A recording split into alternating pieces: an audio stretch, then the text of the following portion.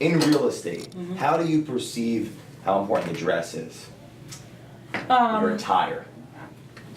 I think it's extremely important, but I think you have to be versatile with it. I don't like to, you gotta know your clients. Some people always want you to be on. Some people get intimidated by it. So I think that it's important to know your client, know your area, and dress appropriately all the time. When you got into the business, did you have an idea of how you were gonna perceive yourself? And then did it change? Yes, I started out, I was dressed up every day, all the time. And then I would say, you can only wear heels so long during the day, you know, so it was, you realize that they weren't actually, if you are busy, they don't actually work all the time. You're putting in signs, you're sinking. You're running in the rain, you're slipping. So it became, how can you work and look professional, but also look comfortable too, you know, and feel comfortable. So how many months did you go working endlessly with heels, or in that, I guess, perceived? I would say I lasted probably 3 months. Okay, and then 90 days. Yeah, I would like the Olympics. I would say 3 months, and then I went to Europe. Okay. And everyone was decked out in London in dresses and sneakers. Everyone had Adidas shell tops and their dresses, and I'm like, now these are real business people. They are on the go. They, you know, so they probably have heels under their desk. I do have a pair of heels under my desk, but So the women there were suited up, but dressed they in line were with sneakers. booted up properly. Yep. Interesting. It was Different awesome. culture. Way different culture. What country was that? London.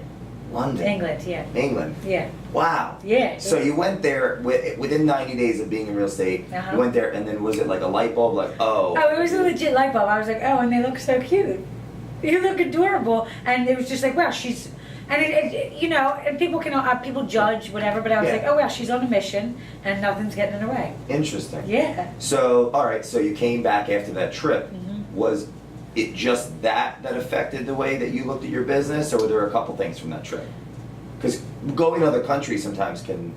Well, yeah. Well, there's Keller Williams agent actually out there. When I was there, he just sold a $40 million two-bedroom, $40 million two-bedroom flat in London. Does he need another friend? Yeah, I said, can I work with you? But you know, one day out there for, you know, it's nuts. Real estate in London's crazy. Two-bedroom flat. So seeing that, what did that do to your psyche? It made you realize no matter where you are, people need a place to live. Whether you buy it and live in it, whether you rent it to them, help them sell it. But everybody needs a place to live, and it made me realize that it's a great opportunity to be involved in an industry that provides people with homes. I think it's just awesome.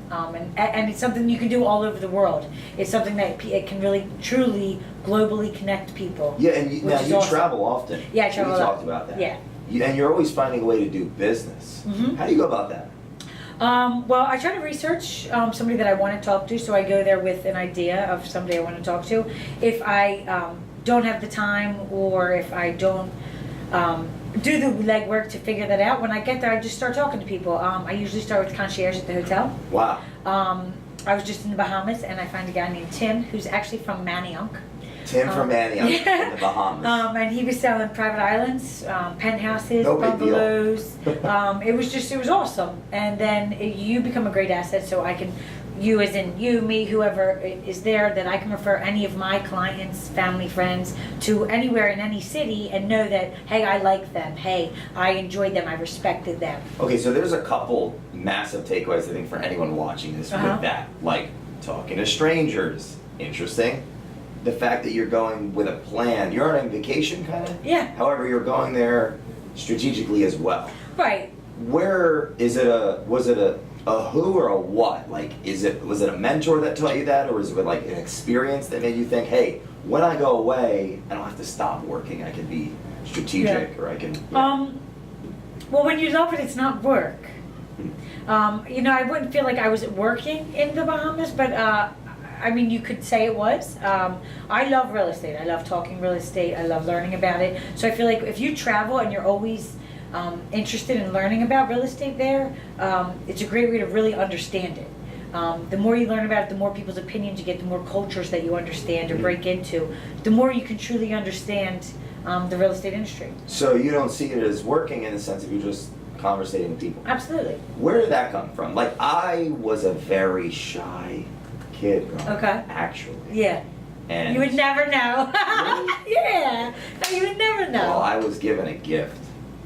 It was 30 CDs, Double Your Dating, by David D'Angelo. What is it like? How to date?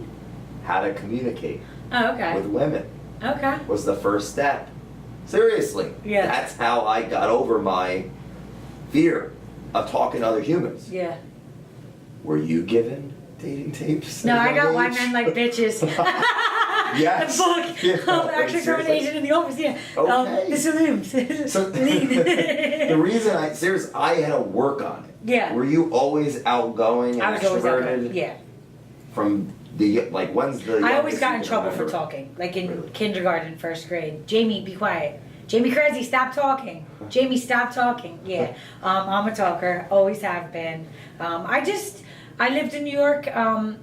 Moving back here, so many people are like, you go out to dinner by yourself. I love to go eat by myself. I'll go sit at a bar by myself. To go have a meal or something. In New York, it was, when you get out of work, I worked in restaurants. Huh. There's not really restaurants, there's a bar. So you go, you eat, I can bring a book, whatever, and it makes you talk to people. When I travel, sometimes I travel alone because it really makes you talk to people. Wow. You know, how long can you sit and not, I can only sit so long without talking to somebody. So, you know, hey hon, how you doing? Where are you from? Where do you live?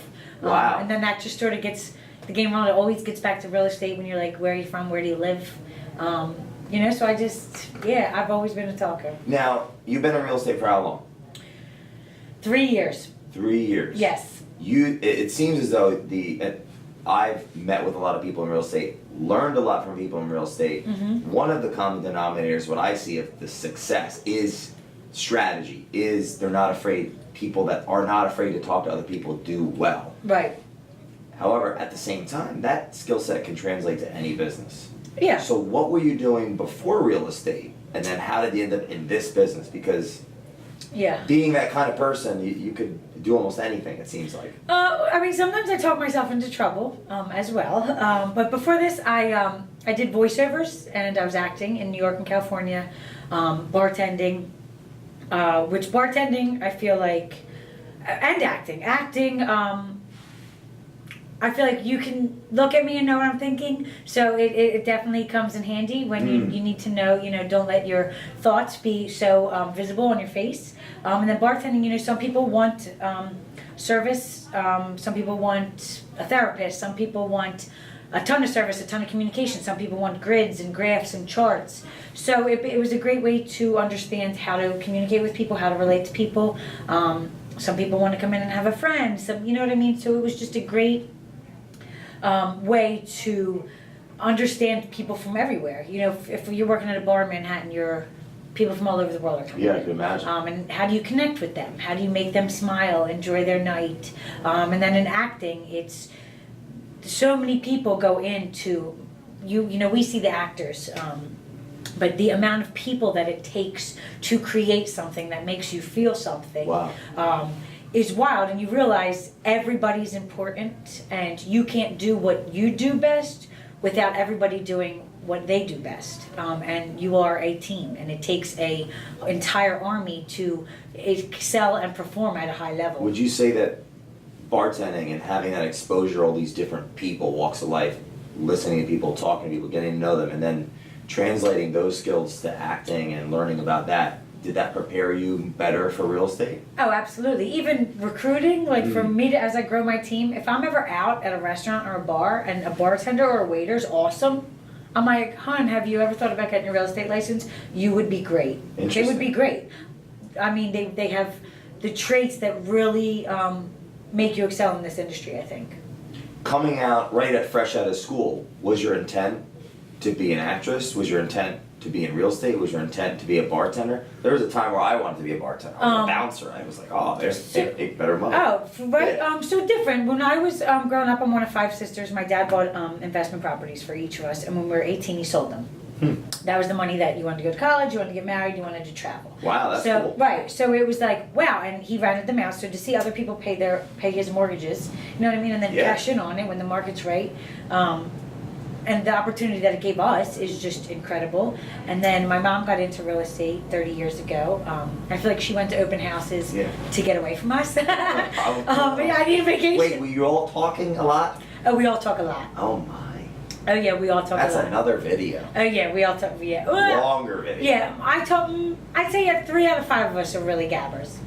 Okay, and then so 2 support staff. Yes, they're sort of just roll their eyes. They're like, oh, here she goes So again. she got into real estate to get away from you, talkers. To go take a break from the kids. And how old were you when she started real estate? Young. I'd say 12, 14. That's impressionable ages. Mm-hmm. I was talking to McCann yesterday. He said he started reading biographies at like 11, 10 years old. That's wild. Yeah. So it's interesting how you guys, and just see your parents. Yeah, well, to see her. Well, they're both hard workers. And just to see that she could work and never miss out on anything in our lives. Like her number one job was to be a mom. So she was always very present in our life. So that was very inspiring to me, that you can go anywhere and you can work. It is dedication and it is focus that you definitely have to have. But we were in the Bahamas closing deals. So when you went on your trips, like as a young child, your mom was involved in real estate. No, she didn't work when we were on vacation. No, she showed up. But she was in the industry. Yeah, absolutely. And you saw that. And your father invested in you guys. Did you know growing up that he was doing this real estate investment for your guys' future? Like, were you aware of that young? Yeah. Interesting. So in high school, did you have dreams of eventually getting involved in real estate? No, I never wanted to get in it, actually. It wasn't until I was out in LA and I was having a bad day. I called my mom and she's like, oh my God, I'm in Arizona at a Keller Williams family reunion. Nice. And I was like, I don't know what Keller Williams is or what family reunion is, but it's only 8 hours for me, so I'm driving out. Like, I need a break. I got to get out of the city. So I get there and everybody's like dressed nice. They're having fun. They're laughing. They're dancing. And I'm like, what am I at? And she said, everyone's a realtor. I said, everybody's not a realtor. Like, come on. She said, no, everybody's a realtor. So that was my first taste of it. And then I went to a couple classes. They have the classes all day. And I was like, wow, this is almost like a Tony Robbins convention, but like, I mean, they get you pumped up, they get you motivated, they get you to a point where you feel, if you can do it, I can do it. Wow. Or if these people have created this, why can't I create this? If you come from a place of I care, I want to help people. So that was my first taste, and then I got my license out in California. So your first taste of real estate was a mega camp? Yeah. Or not, a family reunion? Family reunion. Of a Keller Williams. Of a Keller Williams. That's intense. Yes. Yeah. I can only see you making that out alive though. Like your personality. I was like, drink the Kool-Aid, give me my badges. How was the laughing gas? What's the laughing gas? Laughing gas, yeah. Oh. I never been to one yet. Yeah. I love it though. So, people that don't like it, right? It's not for everybody. Yeah. It's very high energy. Yeah, love high and energy. belonging is not for everyone. Well, that is not. Those miserable people. The high energy, the constant positivity, that's not for everybody. Which is a shame because you learn the value of mindset. My sister, my older sister, who's one of my business partners, actually, she's not the biggest fan of it, but she does see the value of it.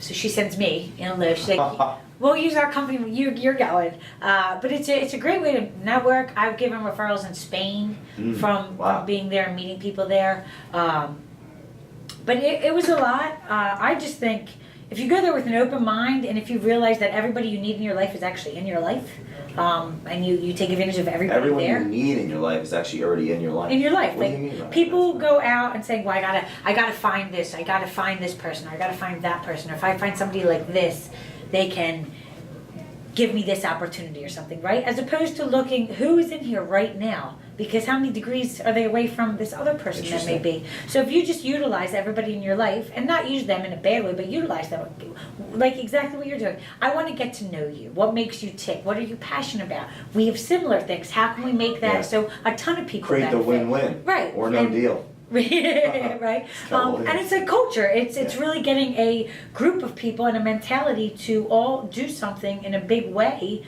which what can be better than that? Wow. And you realized that right away. You didn't have to be convinced into that when you it aligned with you right away. I feel like I learned that early in life. Interesting. Even in restaurants, in the acting industry, if you want to be part of a team, if you want good for everybody, you do. If not, your ego's getting away. And guess what? You're only going so far. And everybody you see on the way up, you see on the way down. And so you picked that wisdom up observing your restaurant experience, your acting experience. So by the time that you ended up at a family reunion, I can't even imagine you didn't even know what Keller Williams was. You ended up at a family reunion. You were prepared because you got it. Yeah, I loved it. People are like, you're drinking the Kool-Aid. I'm like, absolutely.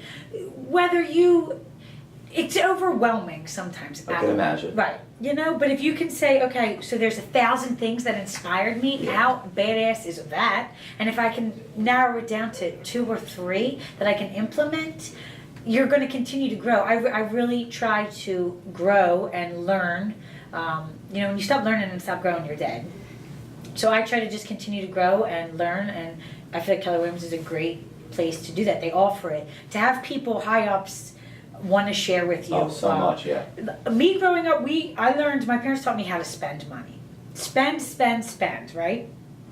Well, it's not always about... Media, please join us for a back We're whole working. Yeah. in the kitchen. Okay. Oh, no, that was for our back to school lunch. So you, what was I saying? Your parents? Oh, they taught us to spend. Spend. Okay, well, what if things change? My dad had a nightclub. The money comes and goes, looks come and go, definitely a big industry. So I never was taught about wealth building.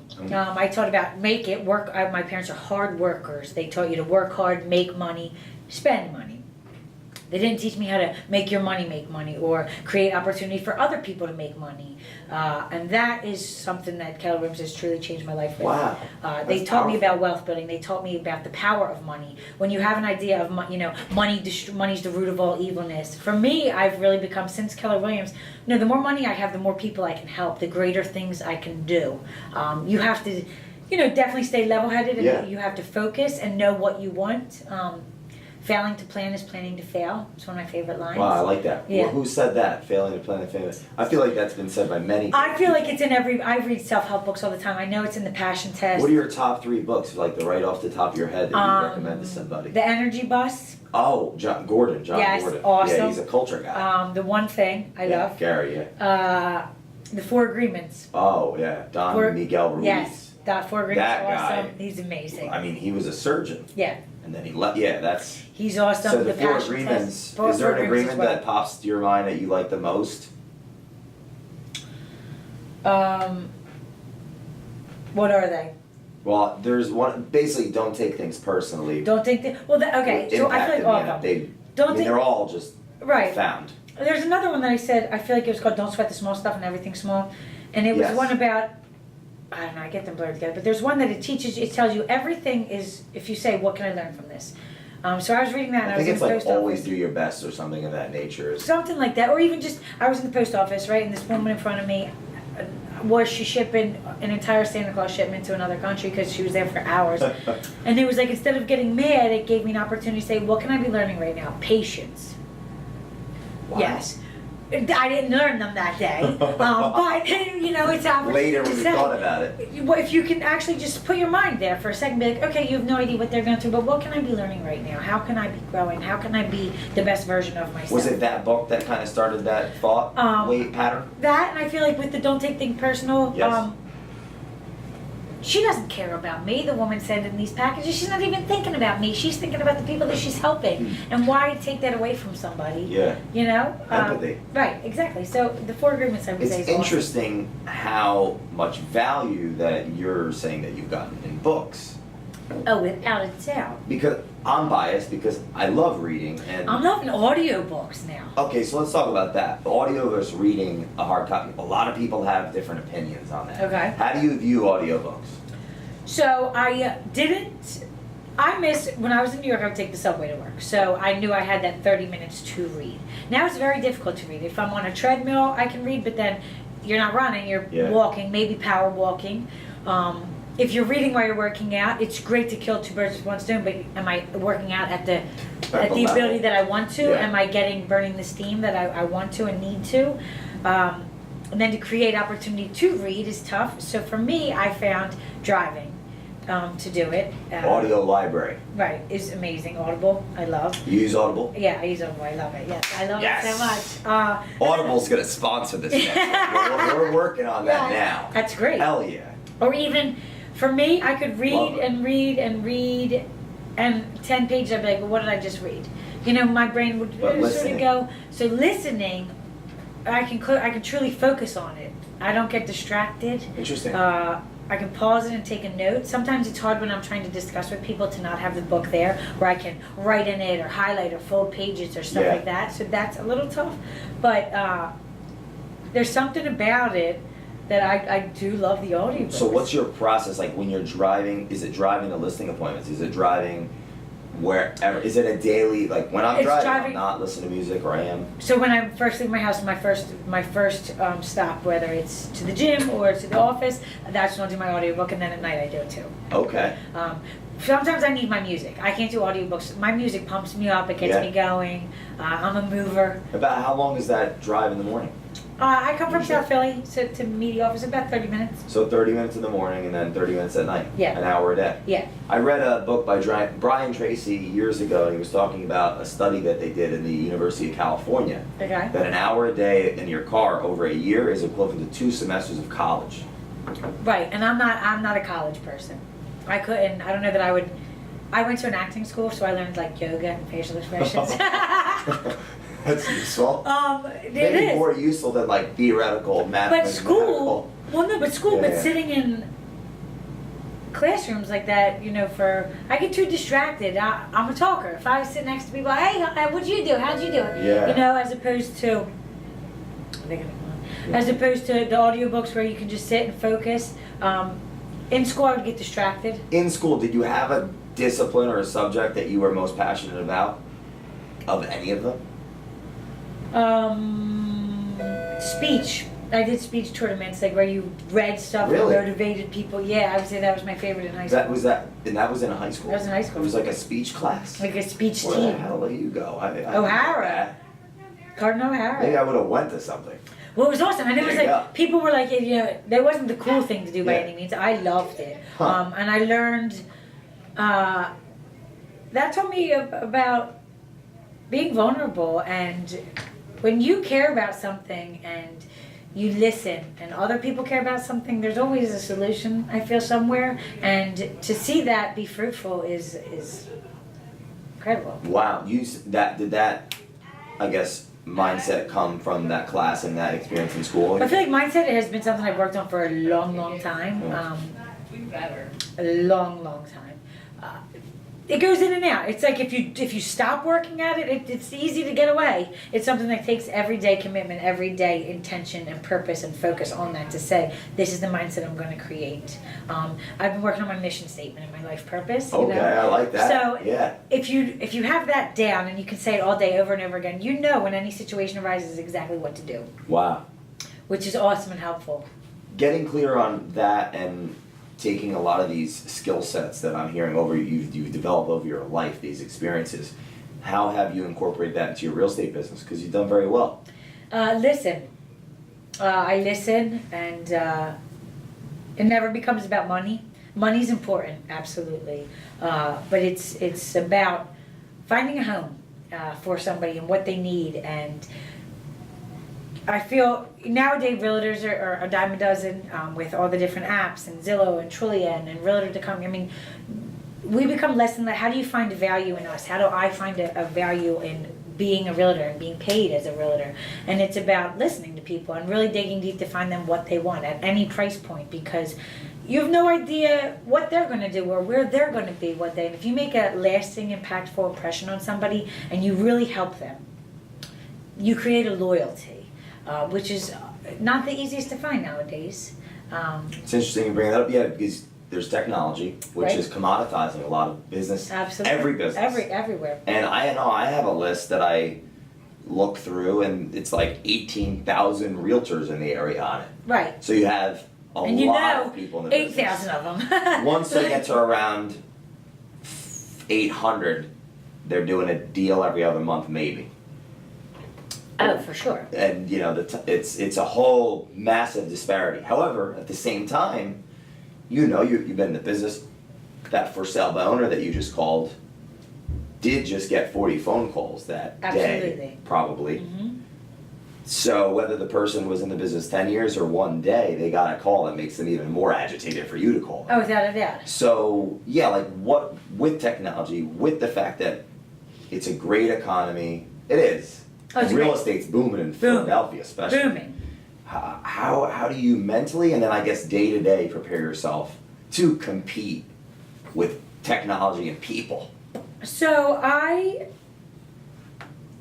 come at I really, and it's a lot because who wants to be hung up on and yelled at? I'll yell right back. Yes. I like that, yes. I come from a place of I'm helping them. They may not even know it right now, but I'm helping them, and I knock on their door with an item of value or something. It's way easier to hang up on me than to slam a door in my face. Huh. So you actually door knock. Yes, I do a lot of door Is knocking. it it's part of how you started in the business or this is more But how I recent the last started. few years? Well, when I got home, my mom's a realtor and two of my sisters are realtors. So everyone I knew used my mom and my sisters. So what am I going to steal their clients now? Like Yeah. they used them, they liked them. So it's like, well, yeah, you're my friend, but you haven't been here in 15 years. So I was like, how do I find mine? How do I find my niche? I knew so many realtors, so I just started door knocking businesses. Hey, how you doing? I want to introduce myself. What can I do to help you? That's what you say, just a normal human. My name's Jaime Kereszi. How you doing? I would love to help you. And then what do they say? I said, well, they're like, you're who? I said, I'm Jaime Kereszi. I would love to help you. I said, do you have a realtor you refer business to? This is the president of the Media Business Authority, actually. I said, do you have a realtor you refer business to? He said, no. I said, why? He said, nobody's ever asked me. I said, well, I want your business. What can I do to earn your business? I'd love the opportunity to earn it, and I'll give you a reason to keep it. So it became like that, and it's like Who's going to say no to that? right, and you think Wait, but everyone's the got to heels, be doing the it. heels or the sneakers? I had heels on. It was a game changer. Yeah, He got liked the 'em. heels. Yeah, no. So if you go ways like that, you think everyone's already done it, but it's really not. People are like, oh, somebody already probably did that. But you don't know that. Interesting. So why not try it? So, the first 6 months that you were in the business, was it primarily knocking on doors, meeting people face to face, working with buyers, working with sellers? Was there a focus on either? Were you figuring it out? My first listing I got was a big listing, and I did it. I acted like I was a realtor. I was like, I'm gonna play a realtor today. I'm gonna put my little right. pin on, okay? And I got everything signed, and I'm like, what am I gonna do? Yes. So Yes. I love had it. to take the opportunity to say, okay, somebody has done this before me. Hmm. So where are they? And I didn't have to look far. I have my mom, my sisters in my office. So I just said, hey, anyone who was performing at a level that I wanted to perform at, or who was behaving or had characteristics that I wanted to have, or wanted to copy, I Okay, guess. yeah, model. Model. I would say, hey, can you teach me that? Or how did you do that? Or can I sit here and listen to you talk to people? I can talk to people. It'd be an hour later and there was no real estate talking involved, you know? Wow. So it would be like, how do you do it? So I was like, if you can do it, I can do it. So just learning. So your first, and this is interesting in general in business and in life as a conversation, because every great person, business, company, country, whatever, started with the first step. Right, So I think it was like Lao Tzu that said, the journey begins with a single step. right.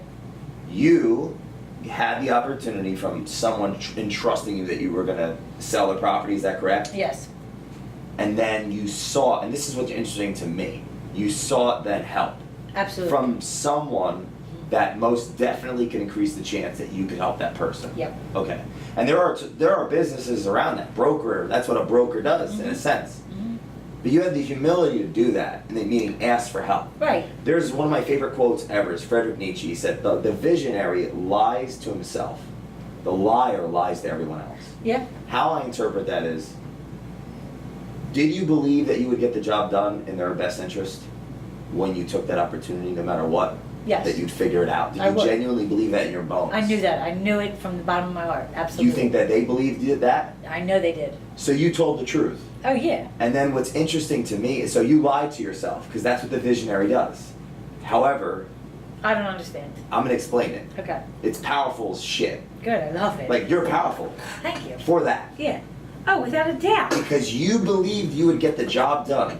And then you sought help from people that had many years of experience that could get the job done. Right. Remember, the liar lies to everyone else. Right. The liar doesn't do whatever it takes to figure out how to solve a problem. Okay.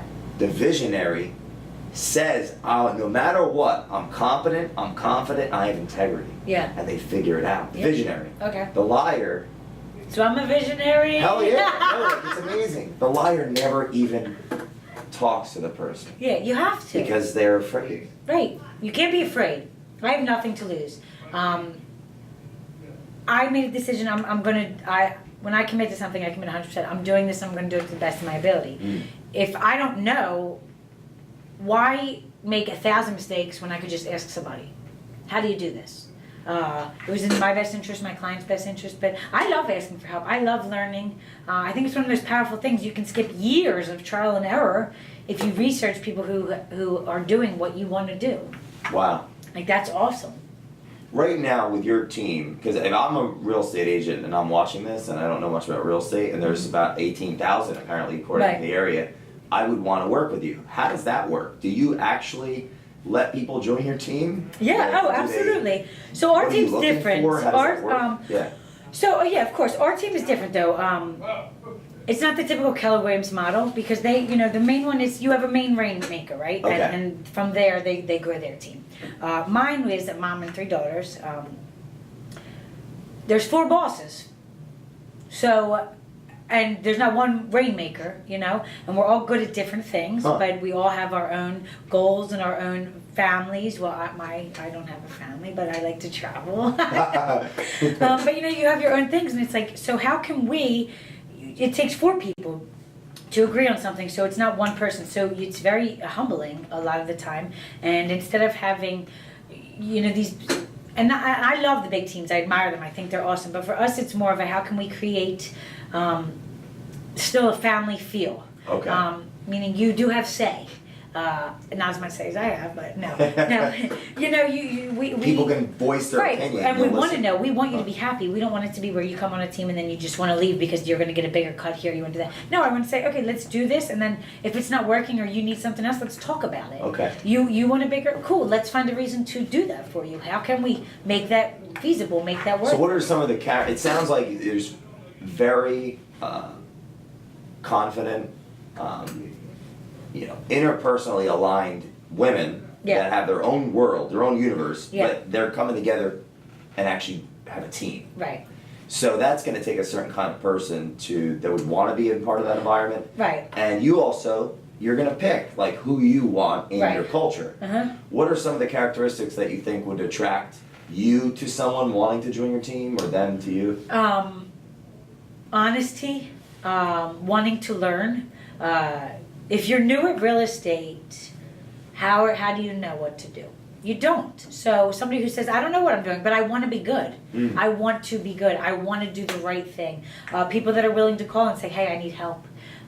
People that are generous. People that want to learn.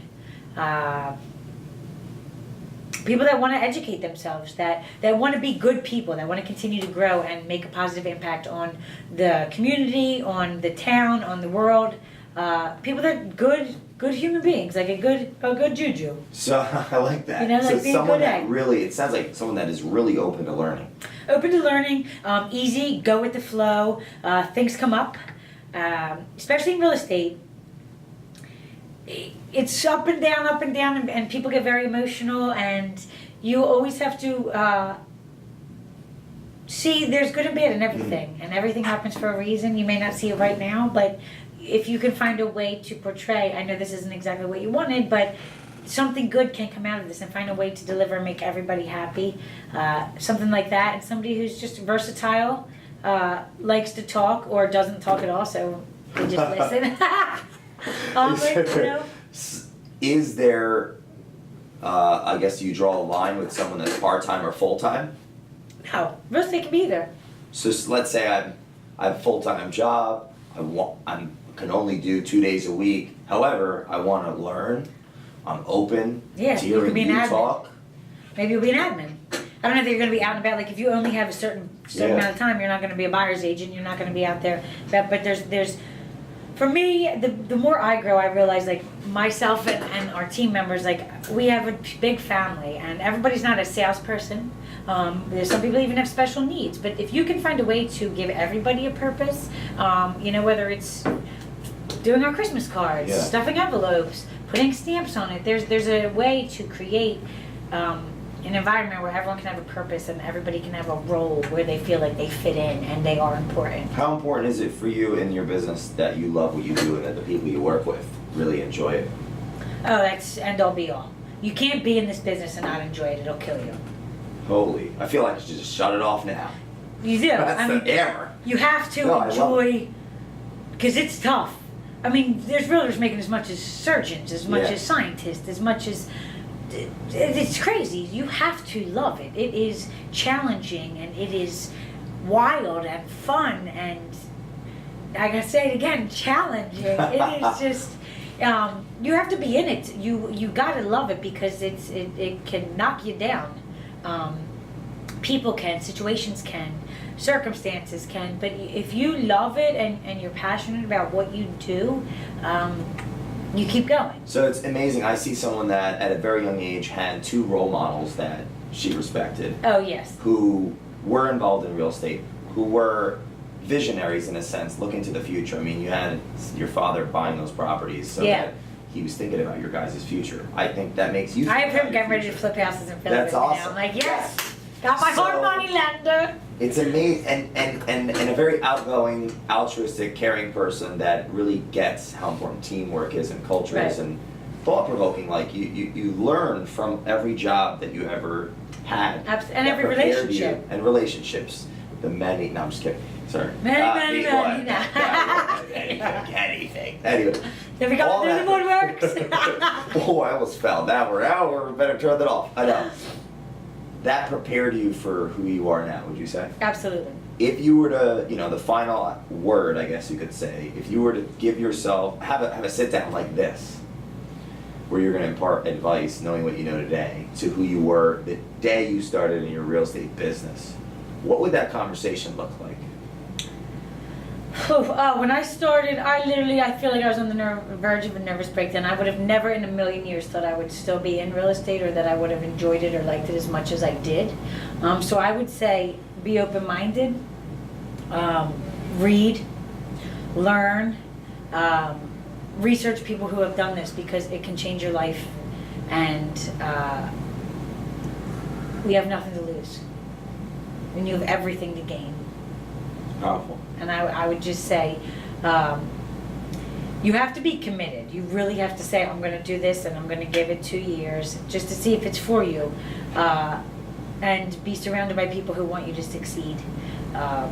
Whether it's in the business or not in the business, but be around people who encourage you and support you. Accountability and have a plan. Have a plan. Have a goal. How many people are you going to talk to? Or research real estate to know what's something I can learn today to share with people that they're going to know. Link up with people. I learned a lot with businesses, like tax people. Hey, all these new tax rules and stuff. How can you help my clients? Awesome, let's do that. So I would just say come from a place of contribution. The money comes. The money comes if you care. It's awesome. Yes.